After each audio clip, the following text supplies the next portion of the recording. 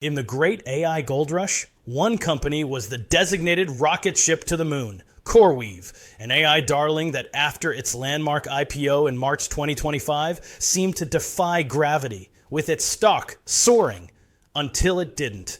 After hitting a spectacular peak of $187 per share in June 2025, CoreWeave's stock plunged over 60%, stunning Wall Street and erasing billions in market value.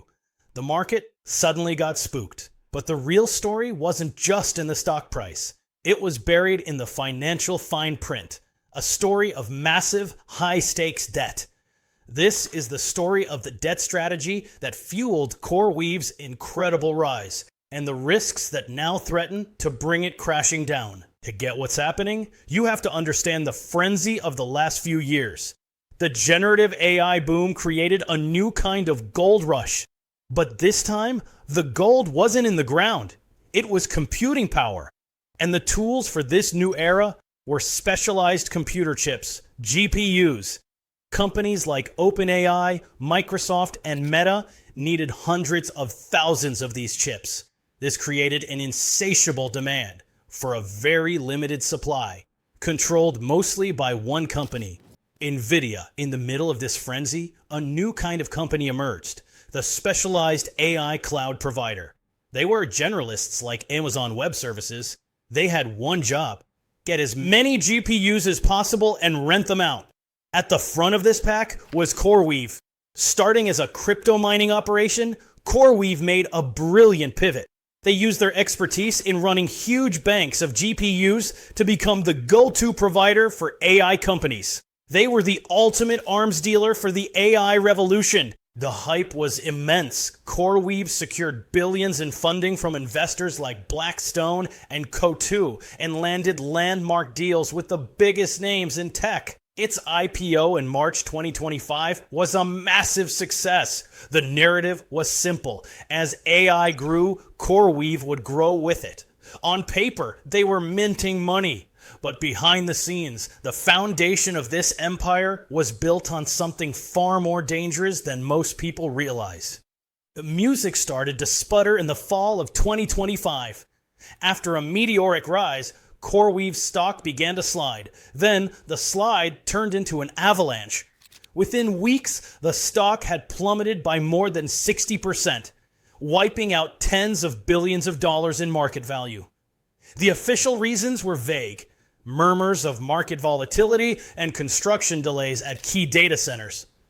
But for a company with a reported revenue backlog of over $55 billion, a temporary stumble shouldn't cause a systemic collapse. The market was terrified of something deeper.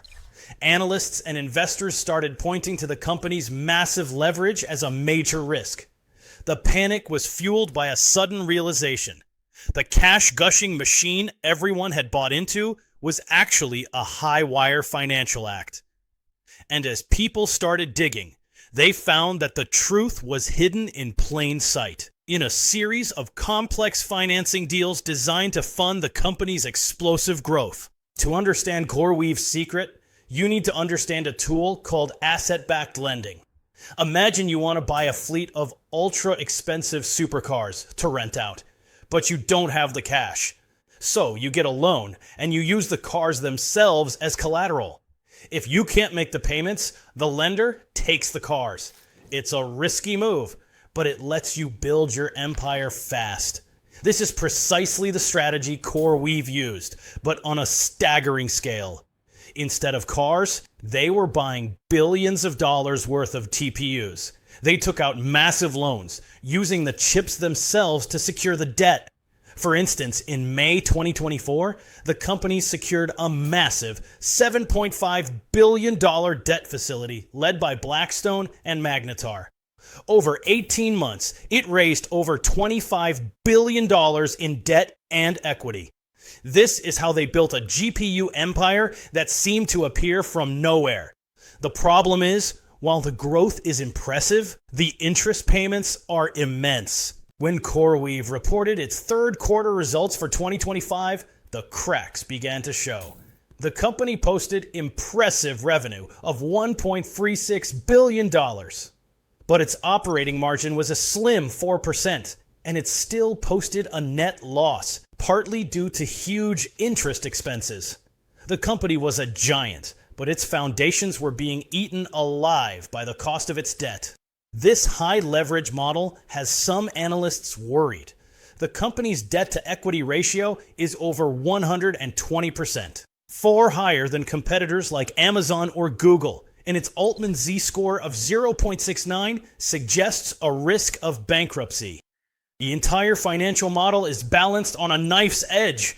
It only works if every GPU they buy is immediately put to work generating revenue to service that mountain of debt. But in late 2025, that delicate balance was threatened. The problem was a bottleneck. Reports surfaced of construction and weather-related delays at key data centers, including a massive project in Texas. Suddenly, the risk became clear. What if CoreWeave was sitting on billions of dollars of idle GPUs? They'd be paying hundreds of millions in interest on chips that are sitting in a warehouse, generating zero revenue. This is when the market truly panicked. The stock plunged, and the cost to insure against CoreWeave defaulting on its debts soared. This wasn't just a growth stock hitting a speed bump. This was a company facing a potential death spiral. They were borrowing against chips to buy more chips. And the moment those chips stop producing cash, the entire scheme risks unraveling. This structure, using massive leverage to chase growth in a hot asset class, has drawn comparisons to past financial bubbles. In 2007, the asset was subprime mortgages. Everyone believed housing prices could only go up. In 2025, the asset is GPUs, and everyone believes the demand for AI will be infinite. CoreWeave's plunge showed that when you build an empire on a mountain of debt, it doesn't take much to shake the foundation. So, is CoreWeave's collapse a signal that the great AI bubble is finally bursting? The answer is, it's complicated. It's more like the first major crack in the dam. The underlying demand for AI computing is still incredibly strong. CoreWeave still holds a massive $55.6 billion revenue backlog, a testament to the real need for its services from clients like Microsoft, Meta, and OpenAI. But its story exposes the extreme fragility of how the AI boom has been financed. The industry is built on speed, hype, and staggering levels of capital, often funded by equally staggering levels of debt. You can see the difference when you compare CoreWeave to a more stable player like Oracle. Oracle is also investing heavily in AI, but it's funding its expansion from its own strong revenue streams. It's taking a slower path. CoreWeave chose to sprint, and it tripped over its own balance sheet. The story of CoreWeave is a cautionary tale. It reveals that the spectacular rise of the AI industry wasn't just about technology. It was also a story of financial engineering and immense risk. The company flew incredibly close to the sun, powered by a hidden jet fuel of high interest debt. Its plunge is a warning shot to the entire sector. The technology may be revolutionary, but the laws of financial gravity still apply. What do you think? Is CoreWeave a canary in the coal mine for the AI industry? Or is this just a one-off case of a company that flew too close to the sun? Let us know your thoughts in the comments below. And if you want more deep dives that expose the stories behind the stock market headlines, make sure you subscribe and hit that notification bell. Thanks for watching.